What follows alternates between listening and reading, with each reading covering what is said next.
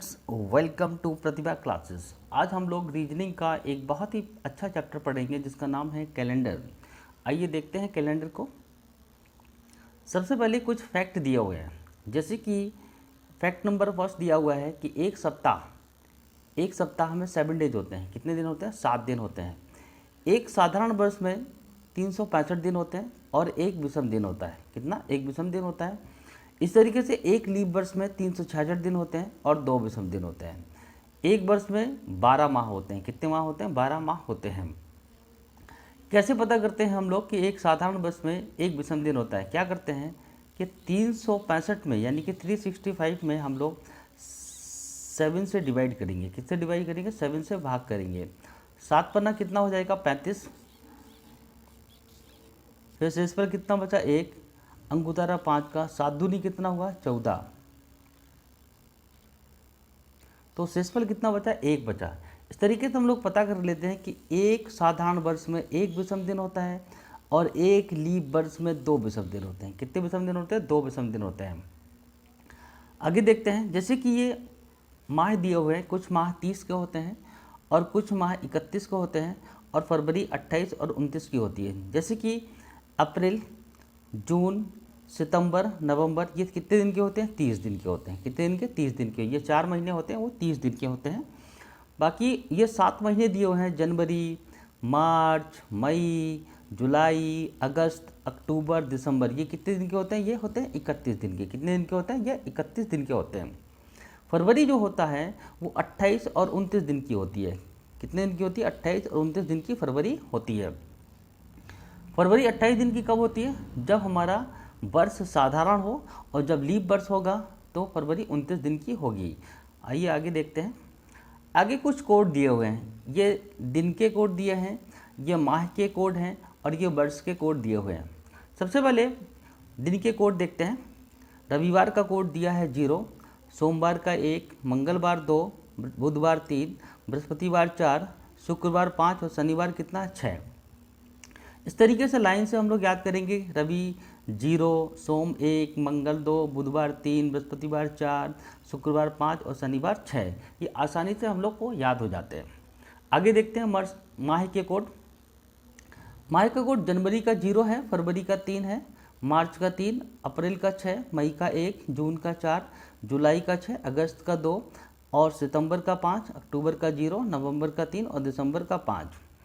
ये हमने अलग से जो कुछ कोड लिखे हुए हैं, जैसे कि लीप वर्ष में लिखा हुआ है जनवरी का 6 होता है, फरवरी का 2 होता है।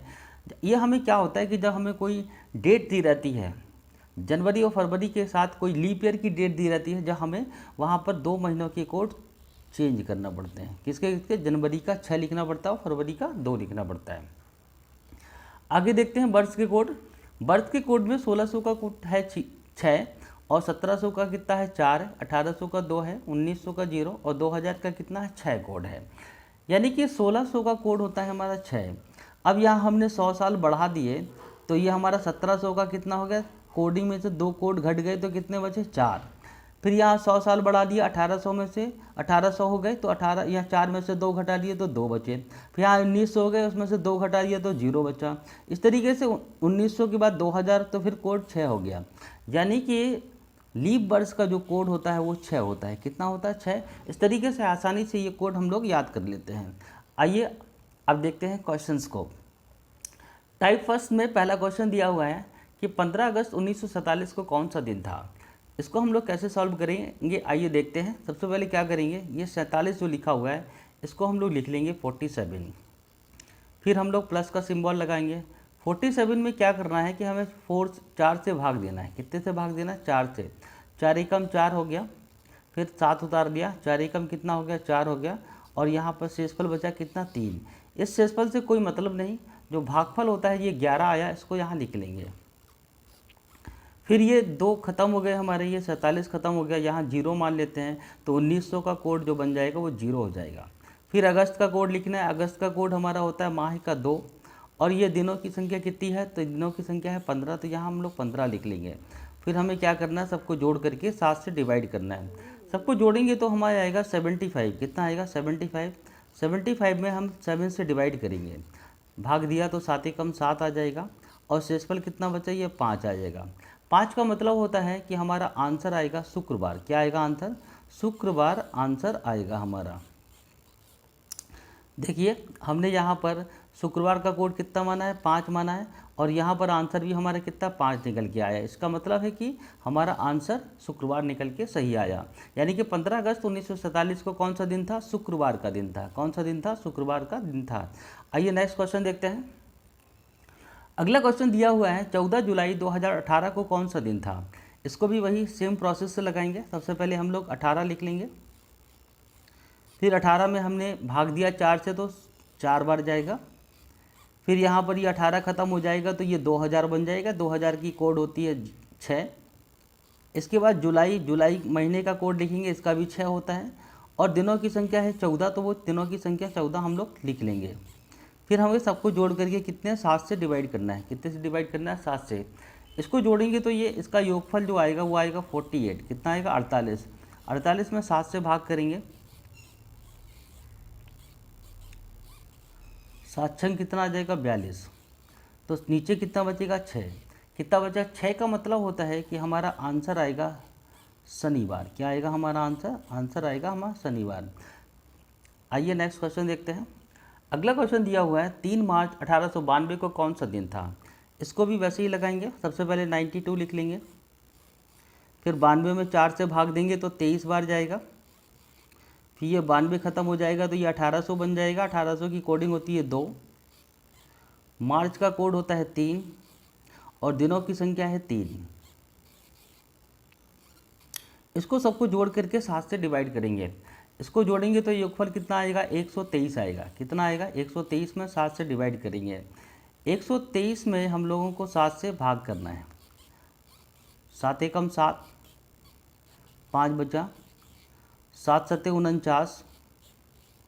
यहाँ पर घटाने पर शेषफल कितना आया? 4। कितना आ गया? 4। 4 का मतलब है कि हमारा आंसर जो आएगा वो आएगा बृहस्पतिवार। क्या आएगा आंसर हमारा? बृहस्पतिवार हमारा आंसर आएगा। आइए नेक्स्ट क्वेश्चन देखते हैं। अगला क्वेश्चन दिया हुआ है 5 जनवरी 1948 को कौन सा दिन था? अब यहाँ पर हमें जनवरी का माह मिला, तो हमें ये ज़रूरी है देखना कि ये लीप ईयर तो नहीं है। हाँ, ये लीप ईयर है, क्योंकि इसमें 4 का भाग पूरा पूरा चला जाता है। तो यहाँ पर हम लोग जैसे अगर पुराना वाला कोड लगाएंगे तो हमें क्या करना पड़ेगा? आंसर में से 1 घटाना पड़ेगा, तब हमारा सही उत्तर आएगा। और हम लोग जो हमने कोड लिखाए हैं जनवरी का 6 और फरवरी का 2, अगर जनवरी का 6 कोड लगाएंगे तो डायरेक्ट आंसर आएगा। आइए देखते हैं। सबसे पहले क्या करेंगे? 48 लिखेंगे, इसमें भाग दिया हमने 4 का तो 12 बार गया, यहाँ 0 बन गई तो 1900 का कोड हो जाएगा 0, और जनवरी का कोड अगर हम लोग 0 लगाते हैं और फिर हम लोग दिनों की संख्या कितनी लिखी? 5। सबको जोड़ करके हम लोग क्या करेंगे? 7 से डिवाइड करेंगे। सबको जोड़ा तो इसका काउंटिंग आएगी 65। इसमें 7 से भाग दिया तो 7 नम कितना हो जाएगा? 63। यहाँ पर शेषफल कितना बचा? 2।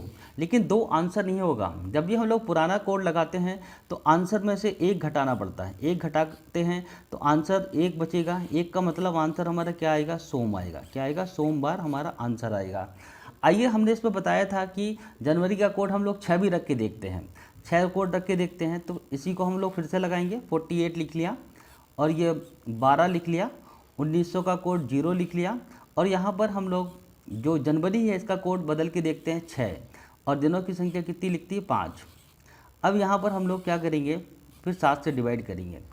तो इसको सबसे पहले काउंटिंग करेंगे, तो इसकी काउंटिंग आएगी 71। कितनी आएगी? 71। अब 71 में तुम 7 से भाग करोगे तो 7 एकम 7 आ जाएगा, और शेषफल कितना बचेगा? 1 बचेगा।